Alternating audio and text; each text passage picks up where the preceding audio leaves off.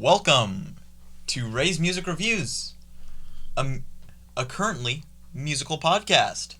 Where are we pivoting at some point? We did. We're doing a figure skating reviews next week. I think art, paintings, dude. Let's not get into that because that would be something I would enjoy. but not really paintings. Murals. That's even better, honestly. I've seen some good murals. I saw a cow mural a couple weeks ago. Awesome. Mural. Yes. Ray, what would you like to talk about? Can we get to the music, please? Yeah, sure. Let's go. What music did we listen to this week? This episode will be on the classic, the watershed moment in hip hop and R&B. Miseducation of Lauryn Hill by Lauryn Hill. Yes. 1998 album, I believe. Yes.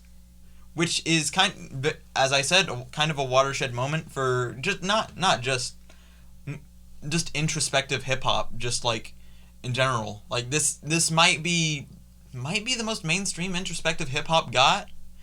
I mean, also mainstream is in 5 Grammys. You know? Mainstream, best new artist, best album, and deservedly, all of it. Yeah, the whole works. Dude. Do you want me to give a quick springboard as to how she got this album? This album has been very much acclaimed by multiple people, of course. Many people love its this is kind of the love child of R&B and introspective hip hop, and in a lot of ways it works extremely well.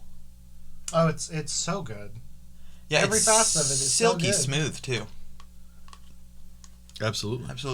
Now, should we get into the questions? Well, I will be asking. Okay. Can we okay, yeah, let's intro get her a little bit? Yeah. Lauryn Hill comes into this record that she winds up being the primary songwriter and producer of, hot off the heels of a breakthrough band in its own right, the Fugees, with the record The Score. Their second record winds up being huge. Her vocal performance in Killing Me Softly springboards her into a superstar. Her rap performances on that album springboard her to, as thought of highly by most people, as the greatest female rapper of all time. She's in a relationship with Wyclef Jean. That doesn't work out. She gets into a relationship with Rohan Marley, and those two things, along with her having a child, become subject matter that she records some of this in New York and then goes to Jamaica and dives in even fuller. She brings multiple instruments into this thing, and it is amazing. Now, what are we doing with questions? How'd you feel about the opener? We are going to count. We should probably count the intro segment and the lost ones. Yeah. Usually when they have like a skit. Yeah. For the first one, I usually couple it with the first like official song or a short song. You know. Yes. Lost Ones is amazing. It's incredible. Yeah, a great way to open the album too with that drum kick. Dude, like the first 4 songs are like incredible. The first 8 comes out absolutely swinging on all cylinders. Wait, that's not how that goes. But like, you understand what I mean? Where it's like, dude, it's running Lost on Ones all cylinders. To X Factor, yeah. to Zion, to Zion, to Doo Wop, dude. It's amazing. And Superstar, nothing that's not out of you. No. Lost Ones kind of lets you know, first of all, and going back before we even talk about the first song, all of the skits fit so perfectly. It's like, you know, it's a classroom scenario in which you have a male teacher discussing with kids emotions, and I couldn't help but think, what if we really had a class where we got to wade through the waters of relationship development, which you absolutely do not have in life, to help you wade those waters and create you to be a more functional person in your personal life, which is kind of a neat thing to me.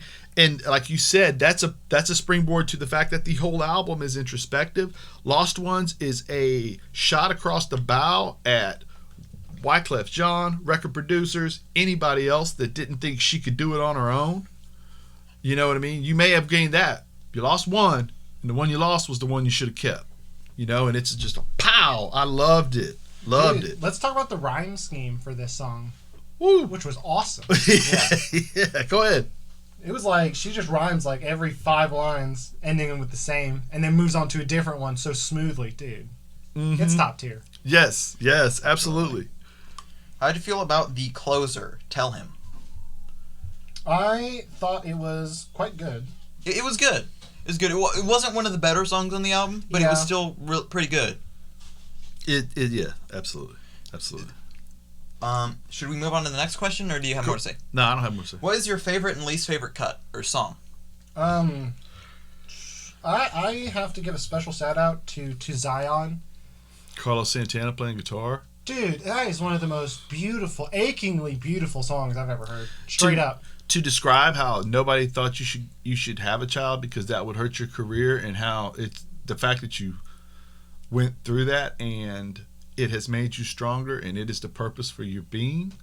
Dude, I've never been in love like this before. I thank you for choosing me. Dude, it is achingly sweet, achingly beautiful. Your child choosing you. Dude, I mean, this whole album has like elements of spirituality that's like less like official like Bible quotes and more the just general feelings of love. Forgive them, Father. She really dives into that in a very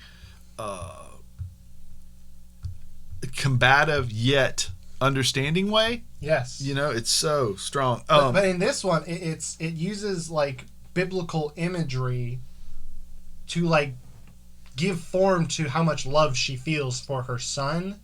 Dude, this song is beautiful. Absolutely. It's so beautiful. Absolutely. Dude, it's really hard to dive into. Like, Superstars feels like almost a shot at Praz. You know what I mean? And then like Doo-Wop is obviously the runaway hit. Everything is wonderful. D'Angelo, I don't know that D'Angelo only has 3 albums, and he has like this really cool record that is like him in a London cafe somewhere. And I don't know that his voice is on anything that isn't wonderful. And this is included. Nothing even matters. Every ghetto, every city is like her personal. It's hard to say, man, this is the best record on here. You know what I mean? Yeah. Mine? Yeah. X Factor or Doo-Wop. I hear Excellent choices. Mostly Doo-Wop, mostly because when she says, like, if you build yourself on one thing, people will only love you for that one thing, and how that kind of comes across as common sense, even though no one has latched onto it. Dude, right? You know? You could totally say that again. That is awesome. It was great. And the hook is so good. The hook, dude, it gets stuck in my head constantly. Mm-hmm. Did you want to say a different song is your favorite, or Zion is absolutely your favorite? Dude, I mean, I will say the doo-wop, just the elements of the lyrics being so good, in addition to the hook being killer. The vocal performances on this thing are phenomenal. Do you like the hooks, man? The when hooks. It hurts so bad, when it hurts so bad, Dude. nothing even matters. Come on, man. Dude, she is so good at fusing her singing voice with her rapping. Oh yeah, it flows. What's crazy is she is thought of as, and her voice, her rapping has a very strong, combative style Absolutely. to it, but her singing has a genuineness that offsets it. She is so many flavors. incredible. Yes. Just, and not even counting the fact that she brings in harps and strings and timpanis and clarinets and all that, and organs all in here along with just this is so good.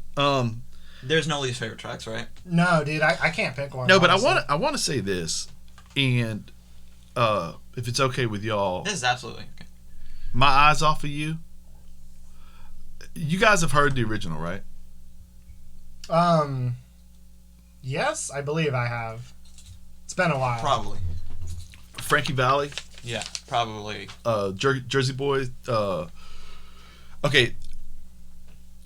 To me, if you do a cover correctly, you make it your own in a way. Frankie Valli, when he does I Can't Take My Eyes Off of You, it is a sweeping, epic, if you believe in me, I can take us to greater heights feel. This is not that. This is it starts out kind of fun and all that, but when she starts to sing it, it is very much it's okay to be in love with me. I need you to be in love with me, and then things will be okay. The words are the exact same, and the way and the vulnerability in her delivery allows the song to give you goosebumps all over because she needs you to believe in her, because she believes in you, and it's so different, and it's so. That's probably my favorite. I think I listened to that song 15 times this week, and I listened to the Frankie Valli version 3, just because it just overwhelmed me at how those two things are different, yet you use the same exact words. It's amazing. It's crazy. It like the way you say things can, like the best vocalists, the way they say things will mean just as much, if not more, than the words. Right. The best vocalist, it has to do with pronunciation, enunciation, where you inflex, where you hold the note. It's why Frank Sinatra can sing somebody else's song and it matters. You know what I mean? Or Johnny Cash hurt. Johnny Cash is hurt. I mean, the way he sings it makes that song the way it is. Absolutely. Okay, I'm sorry. Go ahead. How'd you feel about the production? Perfect. Yeah. It's lush and beautiful. Yeah. I mean, just like the layers of instruments and vocals. Every bass line. Dude, every bass line. Oh, it's just a joy to listen to. And and sometimes it uses like their voice as an instrument. Yes. And it all just comes together in such a beautiful way. Do you feel like this album was properly lengthed? Yeah. Yeah. Yeah. Pretty much. It was a very brief hour, too. I will say, maybe a bit, but I just like shorter albums. That's totally a preference. Sometimes, I mean, if I'm very picky about it, sometimes I could say that it can get a little long, but that would just only be me just straight up nitpicking. Yeah, in all honesty, it's just like I don't really have anything that I would want to remove. That's the part where it's just like it's all great. May I mention before we rate this out of 10? May I mention, when she did the Fugees, she went to herself and she only gave us one album. What a freaking album that was! Crazy. Mm-hmm. What would we rate this out of 10? I give it 10. Man, 9 to 9.5. I'm not even an R&B guy. I don't even like R&B all that much, but this was just like the pinnacle. Mm-hmm. So yeah, 9.5. 9.5. It's between a 10 and a 9. It's phenomenal. I had forgotten how. I mean, I had it when it came out, and I had forgotten how absolutely wonderful it is. You know what I mean? Because you get hemmed up over the years. You only hear 3 tracks off of it. In this case, doo-wop is the only one that's really lived on. And it just, like you said, when you get to Zion, you haven't even got to doo-wop yet, and you're like, man, this is phenomenal. And then you still have these things to go. It's just amazing. I think part of that is in something that's as introspective and thoughtful as an album like this, it's hard to take singles off of it. Like, To Zion was probably my favorite track, but I would not hear that on the radio because it makes more sense in the album than it does outside of it. Mm-hmm. Doo-wop is probably the song that can be the most easily removed. Absolutely. But like that's everything else is so personal that hearing it out of the context of the album would be a little different. Absolutely. I also feel like because every other song is so personal, Lauryn Hill kind of going after everybody else in doo-wop, it was kind of, it was, I don't know how to word it, but in a weird way, it felt really important in just how she would go after other people for not being introspective, for not... Absolutely. Yeesh. It's between a 9 and a 10. I'll give it a 9.5. Nice. Love this album. Dude, love it. So good. What new music did you guys listen to? I mostly listened to older stuff. I went through a couple Kids See Ghosts playthroughs just because, man, that album is crisp, quick, absolutely, and phenomenal. What did you listen to? What did I listen to? I ended up listening to the new Foo Fighters song. I don't like it. I listened to it too. To me, interesting percussion early in the record. It's record. I'm sorry. Let me say this. It sounds pretty lazy. You don't Like think it it's sounds particularly... it sounds like old Foo Fighters. And granted that's what they are, but I feel like a lot of people had done we're the old version of ourselves better.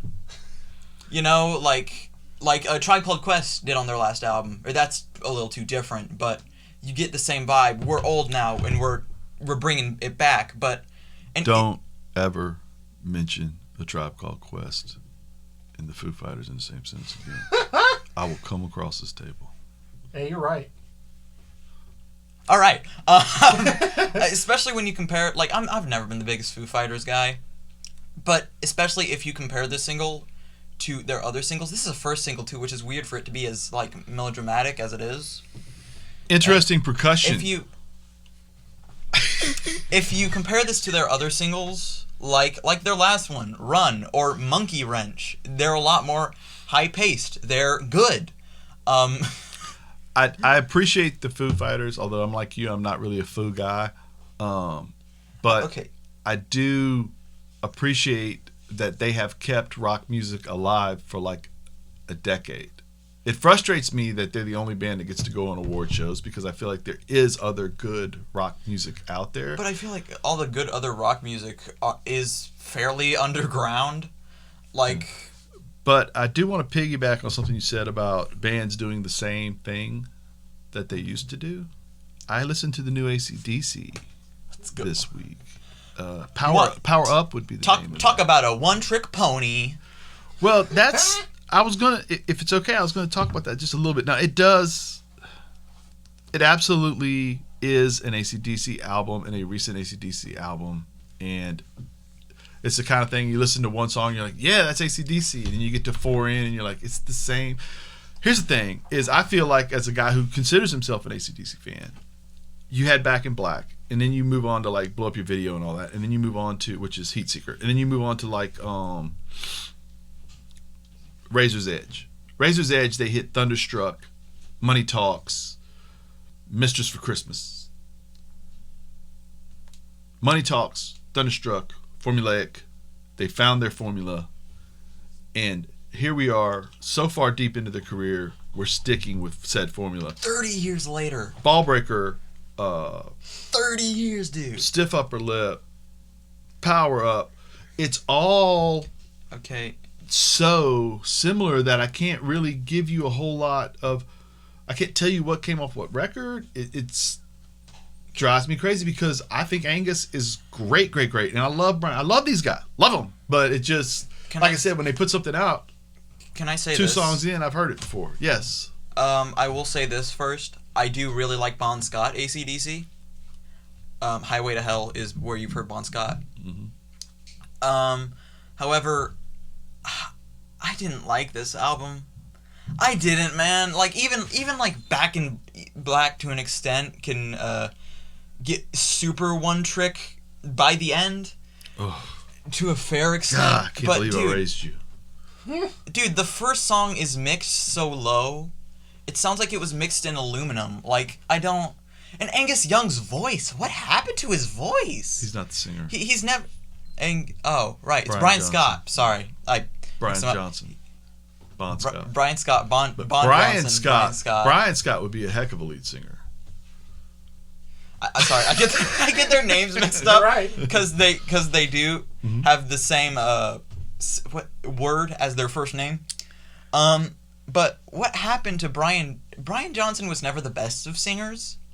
But he's a sound. He's a sound. Right. But and an attitude. Lord, is he an attitude. His voice is so much worse on this album. Like, even I can't... I don't know about that. I feel like it kind of sounds pretty much the same. But we'll move on from that because I did absolutely have a record I loved. I listened to this week from the Goody Mob. Yes, the new Goody Mob. The Dungeon Family cohorts that rolled with Outkast back in the day are back with an album called Survival Kit, and it is my leader in the clubhouse for album of the year. You think so? Absolutely leader not. in the clubhouse for album of the year. Okay. That's what I said. Absolutely not. I just said it twice. To make it even more official. Yes. All right. I feel like the album... Now, I will. Can I just say this? I'll first qualify off? that by saying I've listened to it 3 times in one day, so And it's you entirely also- possible that it will hit me differently. And you also haven't listened to, and you've only listened to the new Bruce album. You haven't really listened to a lot of new music this year. listen to everything that's new. No, you did not. Everything. Absolutely not. I will say this: the album, even though it's only 53. I'll say I did not minutes- miss a single record this whole year. Yes, you did. Even though, yeah, you Hey, told man, you must spend most of your time listening to music. You man. totally- I actually sleep with headphones on. dude. There we go. He totally listened to the new Dorian Electra. Oh, dude. Yeah, absolutely. What were your feelings on Dorian Electra's My Agenda? It was not this album. Do you know who Rebecca Black is? You're right. I mean, Do you know who Rebecca Black is, Dad? Never met her.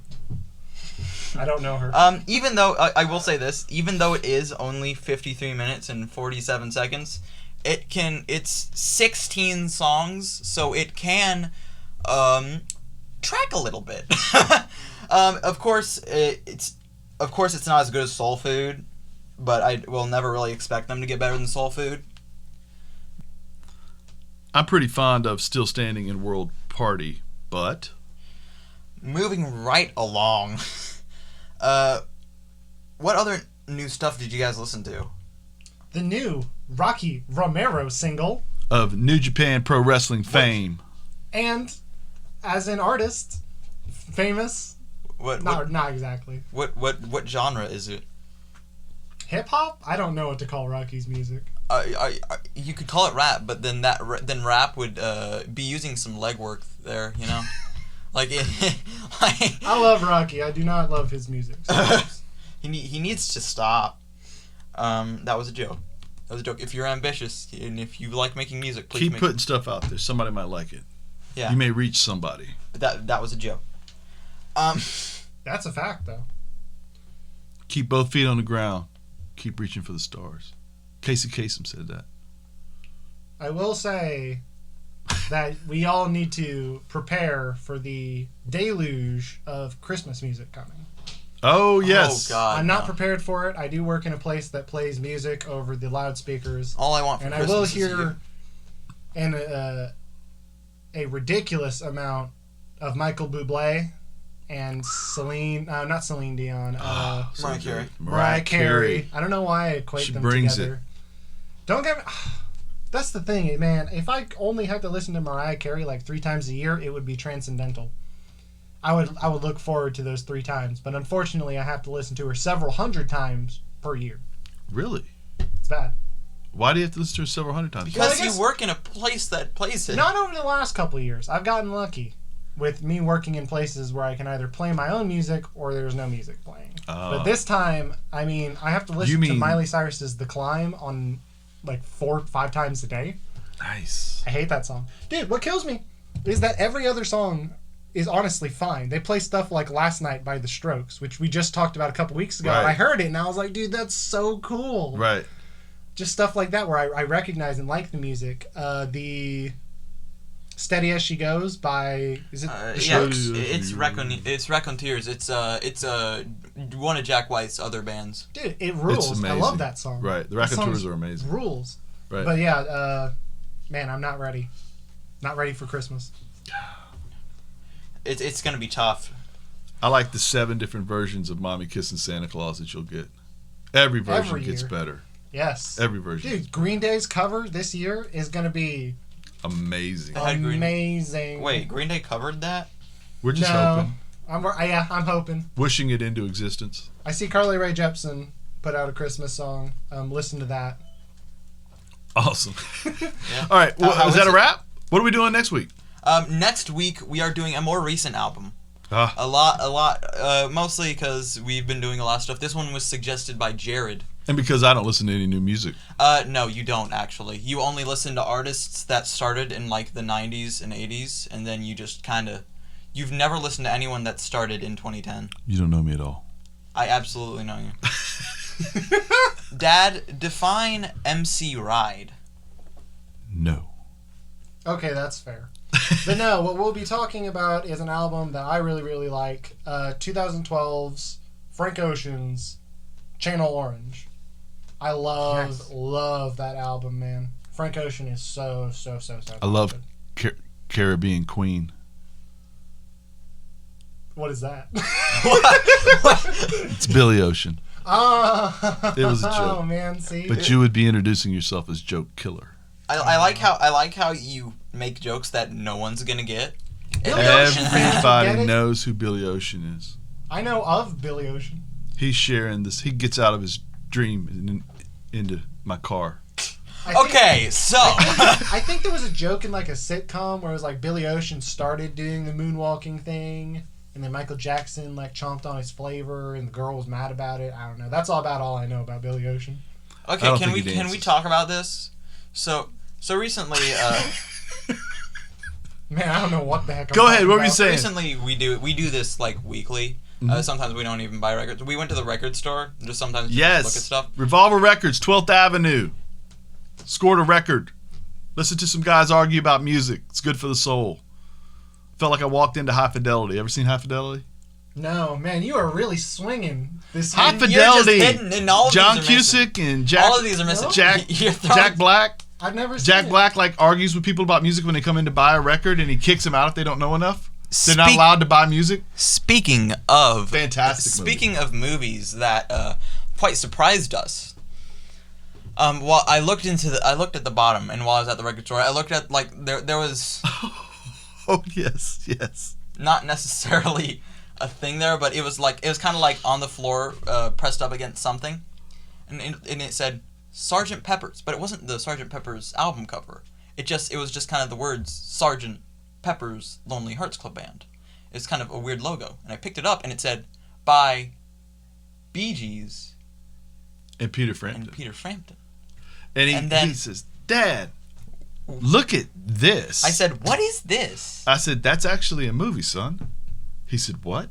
I said, "Yeah, that's a movie. Aerosmith does Didn't Aerosmith like kidnap somebody? Aerosmith kidnaps Strawberry Fields, who is a young lady that Peter Frampton likes, and Peter Frampton has to run in and save her. Because they sing Come Together, right? The version of Come Together you've heard Aerosmith do is from that movie, and it's about the only thing that lived past that movie. Is this a rib? No, this is No, there this is a legit dead serious movie out there called Sgt. Pepper's Lonely Hearts Club Band, and Peter Frampton is the lead of the band, his backup band is the Bee Gees of Saturday Night Fever fame. And go out there and check that out. It's amazing. I almost bought it as a joke. It is surreal. What?